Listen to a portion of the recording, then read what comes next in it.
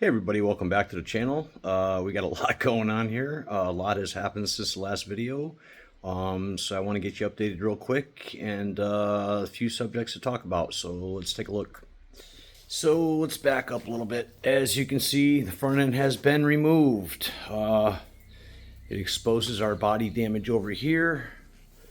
I don't know if you can see it there, but it's a little crunched in. It's going to have to get pulled out. That'll get done by a body guy, so that's for a later date. We did unfreeze the motor. It was seized when I bought the car. It's freed up now, but I did a compression test on it. And as you can see over here, we have the compression gauge out. And, you know, that one looks pretty good. But unfortunately, cylinder 2 and cylinder 5 are reading about 20 psi when the other cylinders are reading somewhere between 135 and 150. So what that means is either we have a bent valve, a stuck valve, or possibly a broken ring when I freed up the motor. So that's okay. Like I said, with that WT there stamped on the block, we will be keeping it. There it is. So yes, we will be keeping the block. We will be putting it in storage because it is the original motor, and I said before I have a 77 rebuilt motor, rebuilt block anyway, that we'll be putting back together and putting in the car. All right, so let's move on to the next issue. Electrical gremlins, and we have many. So as you can see, the little test light's out. Nothing major, it's just a test light, but let's go take a look at the interior and see what's going on. So, yeah. All right, so since the last time you've seen it, I've got the door panel off. You can see the original red from where the car was red. We tested the motor for the window, and the motor is blown. So that window's not coming up anytime soon. We'll focus on that much after the car gets on the road, and most of the times that I take my car out, the windows are down anyway, so it's not a big concern for me. If we run out of money and we just can't fix it, I do have a really nice set of roll-up tracks and everything and all the hardware to turn it back over to roll-up windows versus power windows. So we'll see about that. That remains to be seen, but that's going to be the last of my issues, so we'll be buttoning that door back up and following that at a later time. So let's get on to the main problem. As you can see, the dash cluster is out. The gauges are out. This little yellow wire here is nothing but a ground. All right, so there we go. You can see an additional light switch over there. And yeah, there's a lot going on. I've got a noisy lift going on right now. So we're going to try to let that pass, and we'll get back to the video in a second here. Noisy ass lift.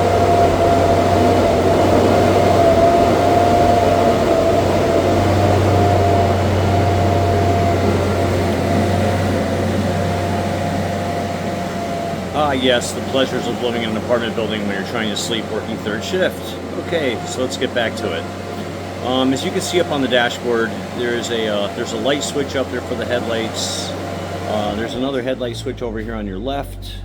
So basically what it's boiling down to right now is we don't have any dash lights. I've got everything else in the car working. All the lights, all the blinkers, the flashers, the headlights, everything works fantastic. The wipers won't come on, which is probably a blown motor, but the interior light comes on, but the dash lights will not come on. Okay, so we've gone through some serious extensive testing on this. We have removed the switch. We have replaced that with another switch because part of those wires control the interior lighting for the dash lights. We went through with the test light. We tested there's a green wire and a gray wire coming off of that switch underneath.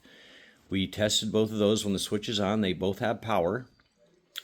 Right now we have power to the right side of the fuse block, but not to the left on that particular fuse. So that's confusing me a little bit. I'm not sure if it's not because we don't have a complete circuit or not. So let's talk about the circuit. So in the 1970s, way back, They were a thing called circuit boards to run our lighting on our interiors. So if we come over here, I'm going to take a look. One of the things I picked up on last week is I got in the car and I saw this. Well, if you look at that tachometer, it goes to 5,000 RPMs. That is incorrect for this particular car. If we look at this one, now my red line is somewhere around 5750, 5800, and that is the correct tachometer that is supposed to be on this car, in this car. So we've resolved that issue. So going through my testing, I want to show you something here. When I was going through my testing, I ran the test probe. So this is called a circuit board. I'm sure most people wish they had one of these on their cars now, because if your lights blow up in your dashboard now, you're talking thousands of dollars. And this little piece right here, let me get that out in the open. That little piece right there cost me, I think, around $67 from Amazon and free shipping. So can't beat that. So anyway, we take a look at this, and everything looks pretty good. I mean, it's old and delaminated a little bit, but here's the one thing that I found when I was going through it, and that is this. I don't know if I can show it to you right here. Okay. So if you can see that right there, that is a broken piece of copper. I don't know. There you go. Maybe that's a better angle of it. So there you go. There it is, right there. Okay, so see, that's not connected, that piece above my finger? That is a piece of copper that runs through this line on the top and connects the lighting. Well, without this circuit being complete, it will not work. So what we went out and did is we went out and bought a brand new circuit board, and there will be no breaks or tears in that. And like I said, hopefully that's going to resolve our issue. If it does not, then we're on to our next step, which is removing the dashboard. And let's talk about whoever owned this car before me, or maybe not who owned the car before me, but whoever played with this car before me, because someone shouldn't have been allowed to play with this car. They didn't have the knowledge, they didn't have the experience, they didn't know what they were doing. I mean, it's very clear to me now, after taking a much better look at the car. So if we look inside here, I don't know if you can see it or not, but there's a vent back there, okay? And this is a non-AC car, and there shouldn't be a vent back there. So what that tells me is at some point in time, somebody pulled the dashboard out of this car. And when they reinstalled it, they put a vent for the air conditioner in there. Now what that means is this system will never work now. So that means I won't get any heat to the floor, I won't get any heat to the defroster, and I'm going to get heat to places where it shouldn't be going because it's blocked off in the dashboard. So luckily for me, we are going to have to pull the dash one way or another, when we have an electrical gremlin under there or not, because we need to remove that vent, and we need to install, if we come over here, we're going to install this vent right here. Let me back up a little bit. That is for a non-air conditioned car. So as you can see up on the top, way up here, that is, those two vents would be the defroster.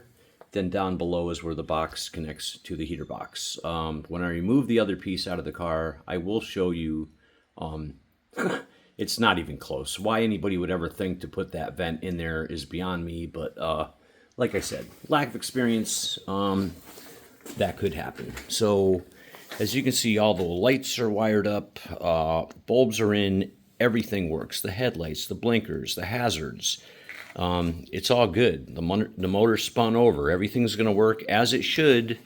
But like I said, we're going to chase those couple electrical gremlins. I want everything working before I start to pull everything apart. That way, when I get the car started and on the road, I will not have to, be chasing things backwards and try and getting things to work. So anyway, here's two more pieces that I was looking for. They are radiator support to the bumper bracket. A very rare piece.